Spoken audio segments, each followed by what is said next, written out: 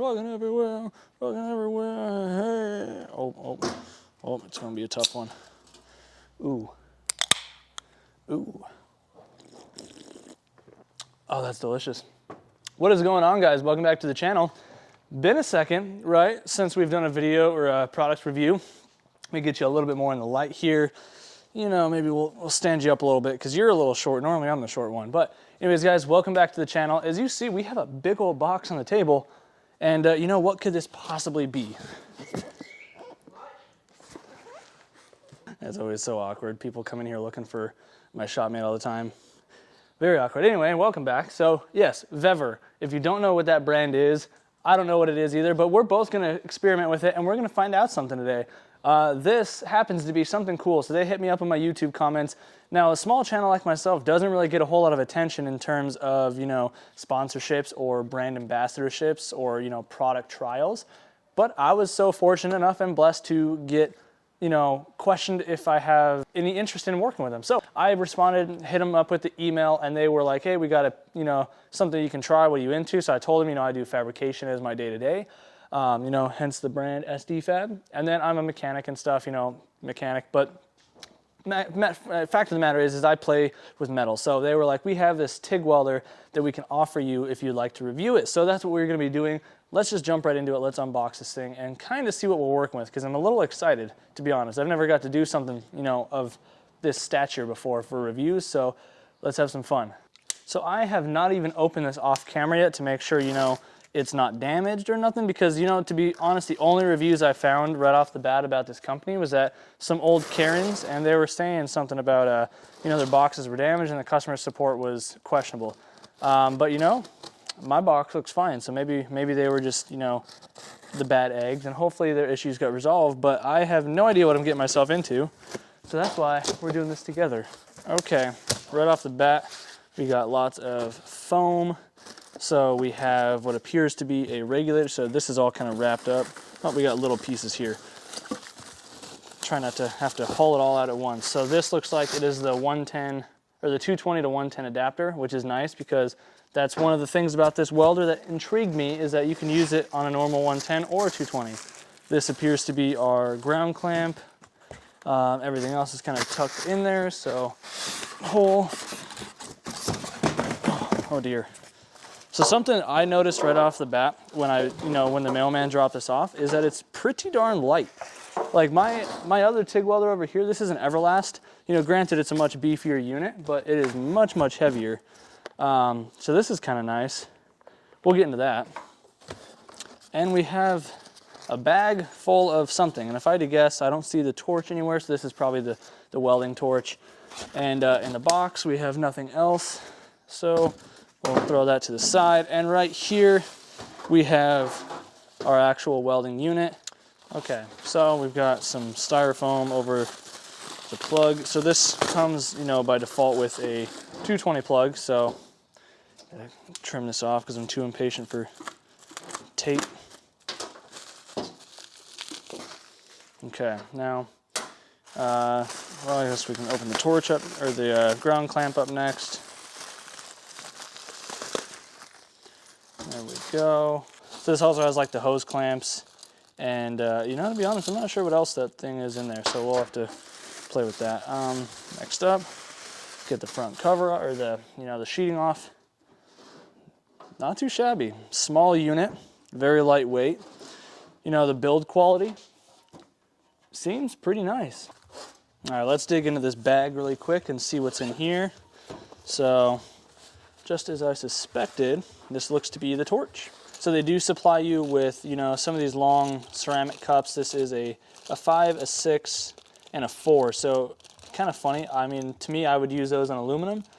And then we have the, I guess this is the medium length. They give you a piece of red tungsten. This looks like 1/8 inch.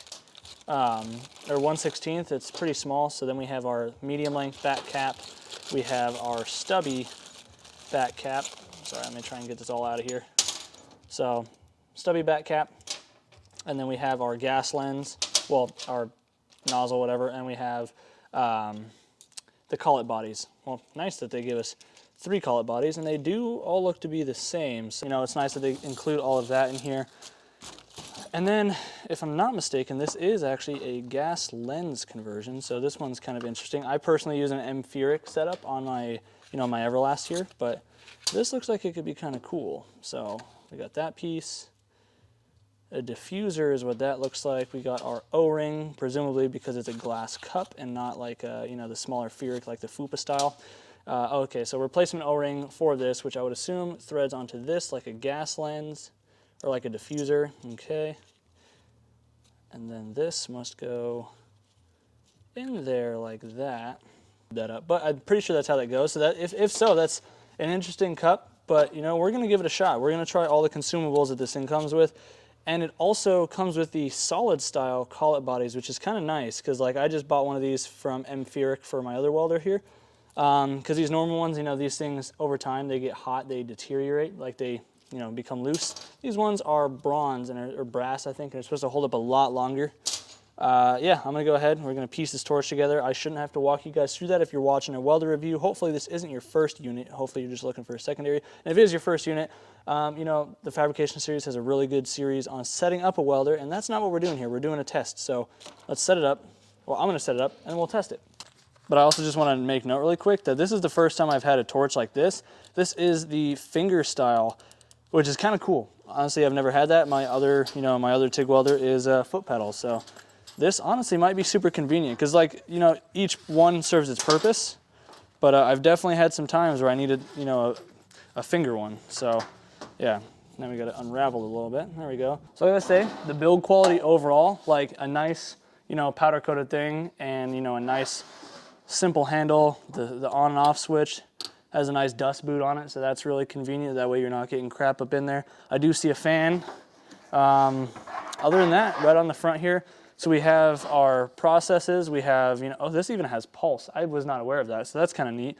Here's the, 2T, 4T. You have different settings here for pre-flow, peak amps, peak on time, pulse frequency, base amps, post-flow. So I'm assuming we're going to be hitting this button over here. I'm going to go through with you, and we'll be able to set this thing up. Overall, I do got to say, the right out of the box build quality, I don't have a whole lot of experience to, transfer it over with. I do have a used Everlast that I picked up, 5 years ago, and that thing's still chugging. So that's what I have to base it off. My old job, I used a Miller, but I can say, at least, out of my humble experience, that this happens to be pretty nice quality out of the box. But it looks, they can be deceiving, so let's put this thing to the test. I'm gonna power this thing up. We're gonna connect all the fittings up. We're gonna get a regulator hooked up. I have my bottle of argon here behind me on this welder. I'll just steal it from that. And we're gonna lay some beads, and we're gonna see how this thing actually welds and if it's really worth the cost savings or if it's worth purchasing or, if it's even worth it. So let's jump into it.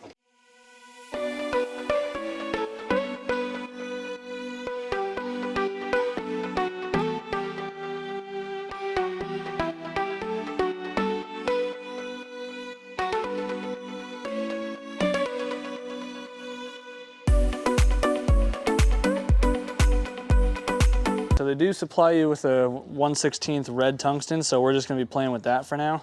I'm just gonna, sharpen it up as is and see what happens.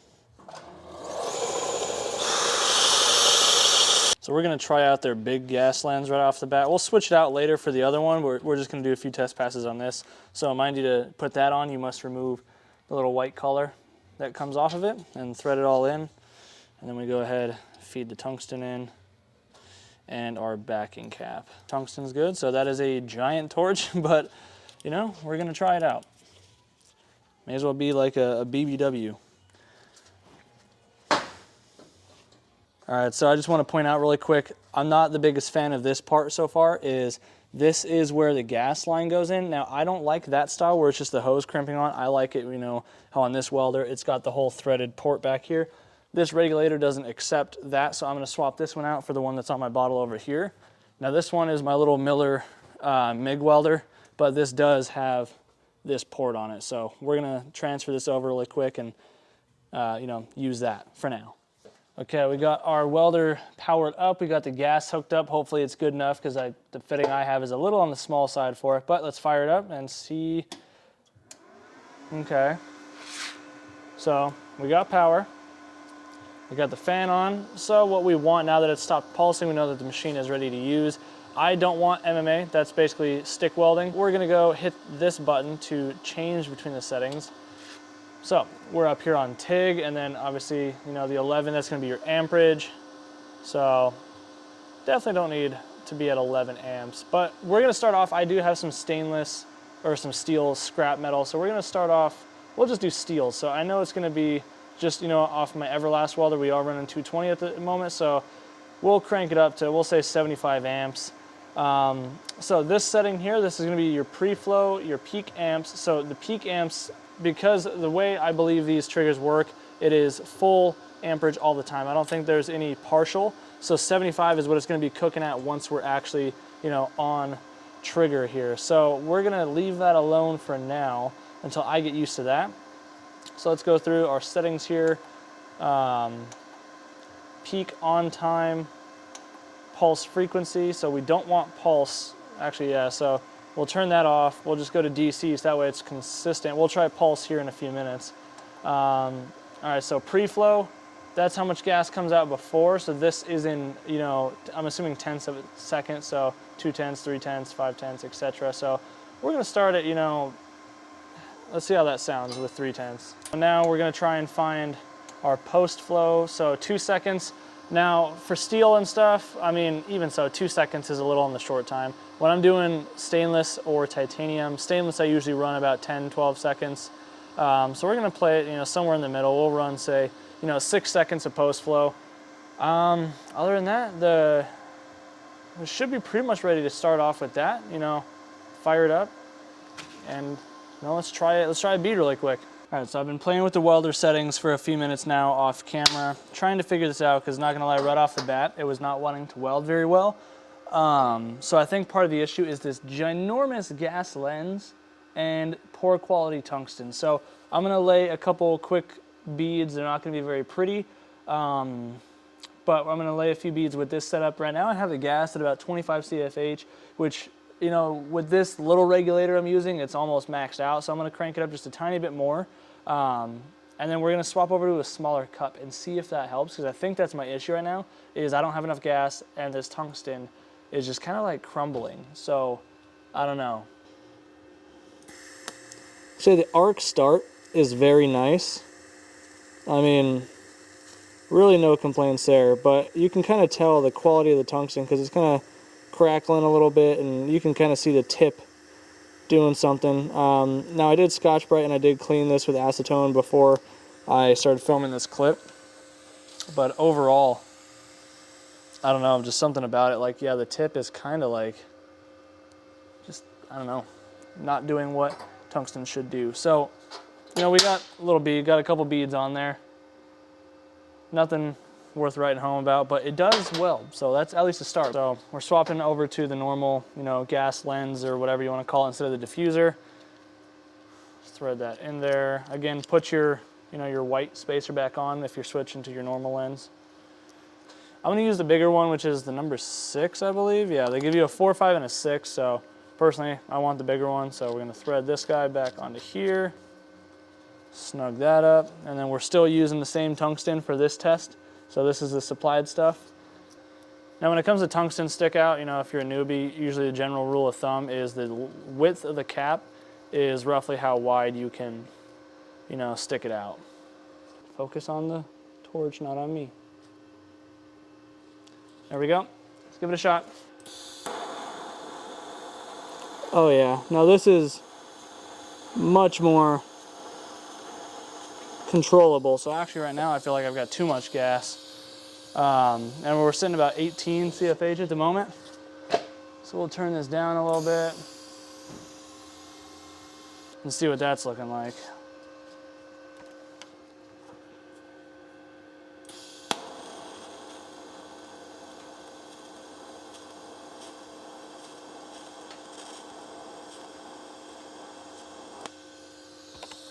Okay, so still having issues with the arc though.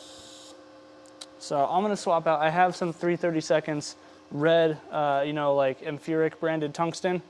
We're gonna swap that in really quick and see if that makes the difference that we're looking for. Got the 3/32 tungsten in there, and we did the stubby back cap just because this piece was shorter, just to, you know, see how it works or seals or whatever. So All right, round 4.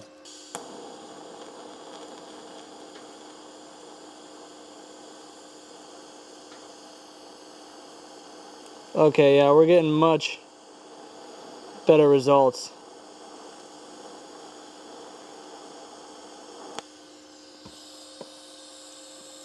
Okay, yeah, I'm much more happy with that. Now, granted, these are all, you know, ugly rushed beads. So let me try and grab a normal piece of material here that I can, you know, actually play with. Oh, don't rest your torch on the trigger. But yeah, let me get a piece of material that I can play with, and we'll lay some more practical beads really quick. There we go, not shabby, nice and stable. I'm telling you, Consumables is what makes or breaks the game. Really not looking that bad in terms of bead consistency with this thing.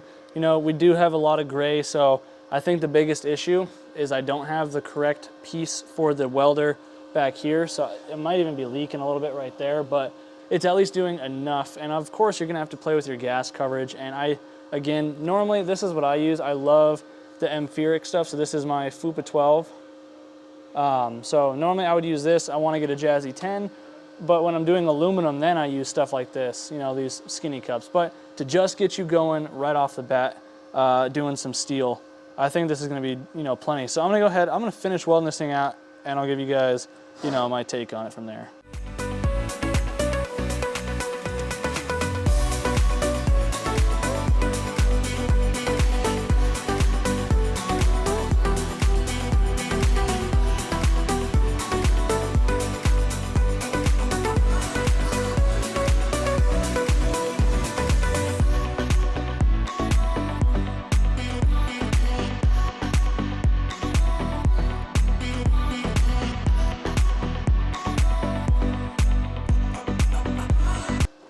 So I've definitely established that the welder does indeed weld. So, you know, the camera, you know, focus maybe.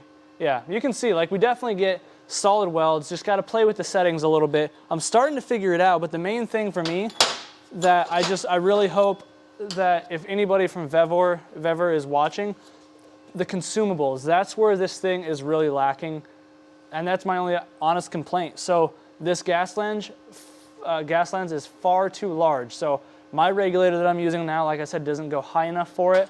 And then these ceramic cups, these are perfect for doing aluminum, but this welder doesn't do aluminum because that's welded on the AC current. You know, you can get by doing steel perfectly fine. You don't need nearly as much gas as you would for something else. But overall, just a slightly larger cup, even like a number 8 or a 10 would be perfect to ship with this kit. And then also the tungsten. Again, the tungsten that is shipped with this, at least this 1/16th, just is not up for the task. It is a very inconsistent, dirty arc. So get yourself some upgraded tungsten, a better gas lens, or like a better, you know, cup, a little bit larger, and you should be completely happy with this welder. Now, there's 2 other things I want to go over really quick before we wrap this up with my final, you know, outtake on it. The pulse. Let's set up the pulse really quick, and then we'll swap from pulse after I do a quick beat on that to doing it on the 110. So that's the concern that I'm sure a lot of you guys are going to have. Here we have some normal exhaust tubing. This is aluminized mild steel. Honestly, it's, you know, pretty dang thick. So we're going to have to crank the amps up a little bit. I'm going to actually try and find some scrap else, but we'll set up pulse really quick and we'll go about. Now to set up the pulse, you're going to come over here to the bottom right. We're going to click the button until it hits pulse, which is on the bottom. So you have 2 main things to look out for. Your peak amps, which is obviously your normal amperage. That's going to be the high point of your pulse, like your main arc, and then your base amps, which if we hit this button over here, it's going to take us through all these settings. Just, you know, kick it until it goes to what we're looking for. All right, so pulse frequency, that's the other one. So that is how quickly the pulse is. You'll just have to play with that, figure out what works for you. I personally, I was just playing with it for a second. I like 1 and 2 because I move a little bit slower.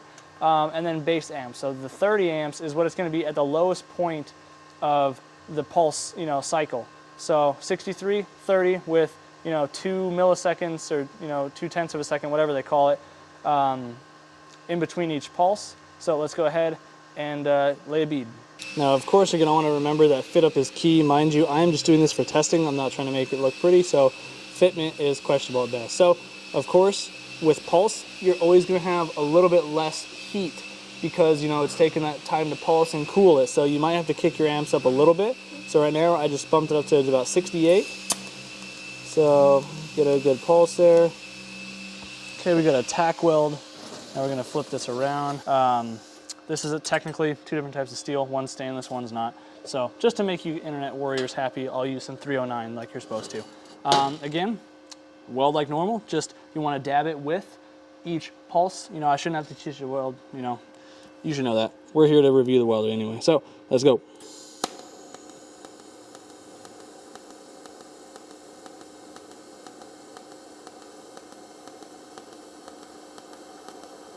Pulse is definitely a fun thing to use. Some people consider it, you know, a cheater method. Some people will yell at you for it and tell you to learn how to pulse with your foot first. You know, that's not always the case. Again, this machine doesn't have a pedal, so we can't do that. But yeah, we got a pulse there. Definitely not nearly enough gas, but like I said, gas lines, we'll figure that part out later for yourself. Last part, let's try out the 110. So we're hooked up. We got our 110. You know, I'm just right next to the wall, granted. I do have the thick extension cord over there, so I would say if you have to use an extension cord, get a heavy gauge, like at least a 10 gauge one to carry the amperage. So yeah, we're gonna try it, same settings. You know, we'll keep it right around 65, and we'll go back to the steel that we were working on before, some tube, or you know, we'll keep it on the exhaust. How about that? And we'll see how she does. Yeah, we'll keep it between 65, 70, somewhere like that. I turned the pulse off, so we're just on normal, you know, DC mode right now. Or I didn't turn the pulse off. We should be on the pulse, or off the pulse. Okay, no, it's welding beautifully.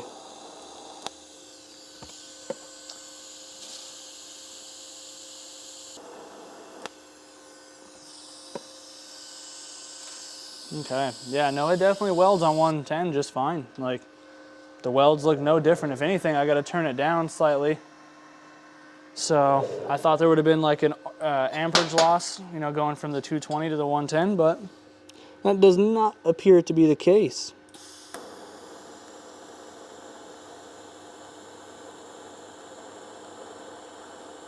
All right, guys, so we're gonna wrap this thing up here. I do hope that you kind of found this review slightly, you know, informative or useful. Again, we're not here to show off pretty welds. That's not what I'm doing here. I'm showing you the point of this is that it works. Now, I did figure out, though, because I just sat down to play with it, because again, I told you I was having gas issues, or what seemed like gas issues based off the color of the weld. In fact, I do have a leak at the fitting back here where I put the hose on. So again, like I mentioned before, with my current regulator set up here, I don't have the right size adapter to go with the hose that came with the kit for this size fitting on the welder. I threw a clamp on it, took a risk, didn't tighten down all the way. It is what it is. So we know it works. So once you have, you know, a secure connection, you should have much better gas coverage than I did. So I'm excited now because I'm going to run to the store really quick. I'm going to pick up a fitting that should hopefully fit better, and then I won't have to worry about that. And I'm going to give it a good go. And if you want to see more, be sure to follow me on Instagram at ChrisSadowski, and you'll be able to see some more stuff about the welder and whatnot. But my overall review is that the welder does in fact work. I think it's awesome that you can use this thing on a 110 because it welded just as good on the 110, just as smooth, I should say, as it did on the 220, which is something that is, you know, much needed, especially for a hobbyist. If you're doing this at home in your garage, not everybody has a 220, you know, outlet. So the 110 factor, the fact that you can, you know, granted the duty cycling on it is lower because of that, but you'll be able to get through and do any exhaust job you need to get done. You know, you can do stainless, titanium, steel, chromoly. You can do that all with this welder. The only thing this welder can't do is aluminum. So take that with a grain of salt. Hopefully you guys enjoyed the video. If you did, be sure to let me know in the comments down below. If you're new to the channel, hopefully you've considered subscribing by now. Yeah, if you want to get yourself this neat little unit, you can use my affiliate link at the top comment in the comment section, and that will kick me a couple of bucks. And that's, you know, how I can afford to keep making videos and even be able to do cool stuff like this. So I want to thank you again to VEVOR for, you know, hooking me up, sending out the welder. Truly appreciate even the, you know, experience to get to play with it. And, you know, just do what you love, live with the rest, and we'll see you on the next one. Peace out.